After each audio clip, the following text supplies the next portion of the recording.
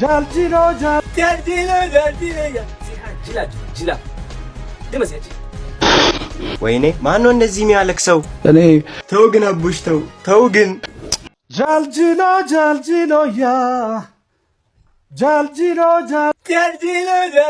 ያ ሲሃ ጅላ ደመሰጭ በረበር ኸቢራቱ ሰምኒ ብራቱ ኦሮሞ ታዳ በቃ ከም ነጋ ፈያ ጄ ከነት ታፈቱ አቲ በሪ ዋስ ኸስ ጅሩ ያ አቡ ዘለቃ ቴቱን በረሃ ገራኑ በዱበር አንተ ውጡ ተመስ ለፈኻይ አፍጣ ከመስ ለፈኻይ ፈታ ደስ ለፈኻ ፈታ በዳ መቃም በለሰኒ አቲ በሪ ኦሮሞ ኢትዮጵያ ነማን ከነምቱ ያለ ጆኒ ንቱስ በሪ ኢትዮጵያዊ አን ኢትዮጵያ ገርቴ ኦሮሞ ዮ ኦሮሞ ኢትዮጵያ ዮ ኦሮሞ ተንጀቹ ዳፍ ኦሮሞ ማኻደበር በለሰኺ አርዳገሩ በራት ካደሰኒ ገርቴ አመት ጂራም ዱፋ ጅሩ ገርቴ ኸበራቱ ኸረ ኦሮሞ ዱፋ ጅራ ባለጊ አኒ እዱ አት ዋይ ኦሮሞ ተስናሰኒ ጽልቦ ኦሮሞ ተስን ባስኒ ተነቦ ዱራ ፈጋዱ ደም ማንፋ ኢትዮጵያ ማ ከቶጂ ተፈዱ ኢትዮጵያ ማ ናቴቱን ገርቴ ኢትዮጵያን ኦሮሞ ትርፈት ያመ ዱፋ ጅርቲ አከማ ከታጥ ቆፈ መነታውስ ዱፍቴ ጃልጂና ያን እንጅርቱ ኦሮሞን ሲላ ዋደገቹን ገሽወቴት አቡሽ ዘለቃ ኦሮሞ ጫላ አማራ ፊለቴቱ አማratti galtee ammoo sirban qopheeffadhe afaan oromoodhaani jetteetu afaan amaariffaaf afaan oromoodhaani barreeffama barreessitee gadhiistee jechuudha. Waan abbush ummata oromoon jedhee keessaa warri waa yaadatan sila waa dagachuun gashinu kanaaf isii gale amma nu irraanfachiisee sirba isaa fidatee dhufuuf gurgurachuuf ummata gowwaa kan argate.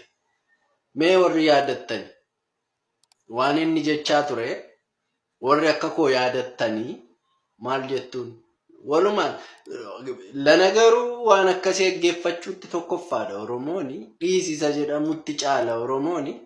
Anyways Oromoo masii wayya ture Oromoon ati tuffattee deemtee har'ammoo Oromoo masana kadhachaa harta Oromoon numa sii ilaala deeman yaadaan garuu laalu. Abbush Zallaqa mo'eennu gannaqa ka'anii kana daddab inda jazbaabilla alaykum sirba aadaa booranaatiin gadhufe inumaayyuu si gale sirba aadaa booranaatiin gadhufteen hin jiru jechuu gammachuun ata caaluu hundeessatti gammad gammachuun ati qaroo ija keennatti ati gammadde caaluu hundeessatti gammad idimeenu keessaa hin baatu jechuu fannoo afaan Oromoo barat amma namtichi kun namni fannoo afaan Oromoo barattee miti namni jettu deemititi abbaa fete gaafa diqaara jechuu namtichi namni Abbush Zallaqaatirraa subscribe qabdu kan irraan deeffatin ati Oromoo miti dhugaa rabbiin siin jedha inumaayyuu sirbuma inni afaan Oromootiin baasu uffatuma aadaa Oromoo ati baafatte dirattee ati baafsanu si dhoorguu dandeenanu Abbush Zallaqaa yoo afaan kee kana dhageettaat amaara afaan Oromoo baratte dhugaa rabbiin siin jedha gammachuun na caalu hundeessatti gammade bara 2008 gizii akka itti qeerroo Oromoo dhumtusan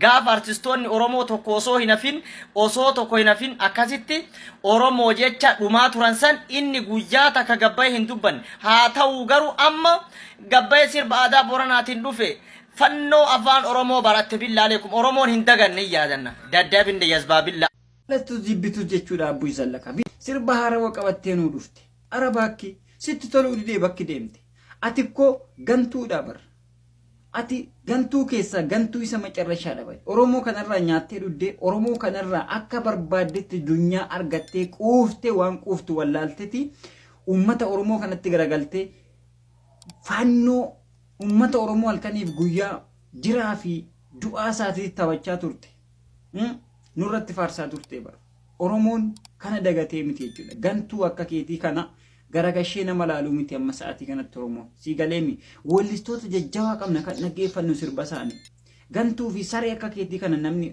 garagashee laaluu hin jiru tarii fakkeessituu ultuu Oromoo yoo taate namni sirba kee laaluu hin jiru dhugaan siin jedhan Oromoo biraa jaalala guddaa qabda har'a miti duraan waan ta'eef hafee jira inni mataadhaan dhaabbadhu. Tibbana sirba afaan Oromoo akkasumas sirba afaan Amaariffaatiin kan beekamu weellisaa Abbush Zallaqa sirba qeenxee mata dureen isaa fooyyee godaana jedhuudhaan garana dhufaa jira. Dhimmi kun egaa akka sooshaal miidiyaa irratti namoota baay'ee wal falmisiisaa jira. Namoonni gariin dhimma garaagaraatiin Abbush Zallaqaa qeeqaa jiru, namoonni gariin immoo dhimma siyaasa isaatiin Abbush Zallaqaan jeej godhamuu hin qabu jedhanii Abbush Zallaqaatiif falmaa jiru. Isin yaadni keessan maalidha? Yaada keessan koomentii irratti naakaa. Sirbi qeenxee kun yeroo dhiyootti akka gadhiifamus quba qaba. ወይኔ ማን ነው እንደዚህ የሚያለቅሰው? እኔ ተው ግን አቡሽ ተው ተው ግን። ቆይ ባለፈው ሳታስፈቅደኝ አታልቅስ ብዬ አልነገርኩህም? ፍቃድ ምናምን መጠየቅ የለብህም። እናንተ ባለቀስክ ቁጥር የኔ ሶፍት ማለቅ አለበት እንዴ?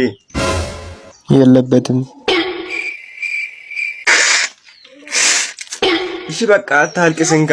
Walleem weellisaa Abbush Zallaqaa gadi dhiisuudhaaf deemu irratti komiin guddaan ka'eem. Kaamin gisoonni weellisaa Abbush Zallaqaa gadi dhiiseen wal qabatem namoonni komii isaanii fi mormii isaanii Abbush Zallaqaa irratti dhageessisaatti jiru. Mata dureen wallee kanaas fooyyee godaane kan jedhu sirba aadaa Booranaa yeroo dhiyootti gadi dhiisuudhaaf akka jiru erga beeksiseen booda mormii jajjabaan Abbush Zallaqaa mudatem. Akkuma beekamu weellisaa Abbush Zallaqaa wallee afaan Oromootiin dhageettii fi beekamtii olaanaa weellisaa gonfatee turedha. Haa ta'uti garuu waggoota muraasaadhaan dura uummanni Oromoo Itoophiyaa diiguudhaaf deema jechuudhaan jechoota jibbiinsaa garaagaraa uummata Oromoo irratti dubbachaa tureera. Kanumaan wal qabateem Abbushim wallee afaan Oromoo dhiisem gara wallee afaan Amaariffaatti fuula isaa naannefatem. Ergachi deemes wallee afaan Amaariffaa hedduu kan dalage yoo ta'u wallee afaan Amaariffaa inni dalage irratti namuu gurra kenneef hin jiru. Uummanni inni mararsiifate uummata Itoophiyaa ijaaruudhaa jedhee itti boo'ee dhaqee itti gale garuu wallee isaa harkaa fuudhuu didanii. Waggoota 3 arfan darban Abbush Zallaqaa erga yaaleen booda waan abdii kutate gara Oromootti deebi'uudhaaf as dhufe fakkaata. Egaa waggoota 2-3 dura wantoonni Abbush Zallaqaa gochaa ture waan gara wallee afaan Oromootti isa deebisu hin fakkaatu ture. Amma garuu as deebi'us uummanni Oromoo waa irraanfachuu hin galchuu isa jedhamu qabatee waan dhufe fakkaata. Garuu uummanni kun waan irraanfatee miti dura dhaabbateetu jira. Mee isin immoo weellisaa Abbush Zallaqaa sirriidha moo sirrii miti jettu? Akkasumas immoo wallee afaan Oromootiin inni hojjete mormamuunsaa sirriidha moo sirrii miti jettu? Yaada keessan isinirraa barbaanna. An akka kiyyatti Abbush Zallaqaa balleesseera, uummata Oromoo mufachiiseera, akka guddaas dalageera. Kanaaf immoo Oromoo keessa taa'ee Oromootti maluu waan yaaleef weellisaa kanaaf dhiifamni hin ta'u an murteessuu hin danda'u. Haa ta'uti garuu akka kiyyatti baay'ee itti gaddeera.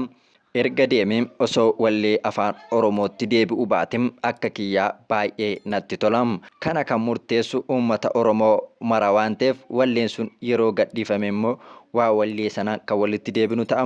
Qophii keenya walii waan turtanii fi oraa bulaa deebanam viidiyoo keenya laayik sabskiraayib gochuu hin dagatinam. Qeena gaarra jiraadha.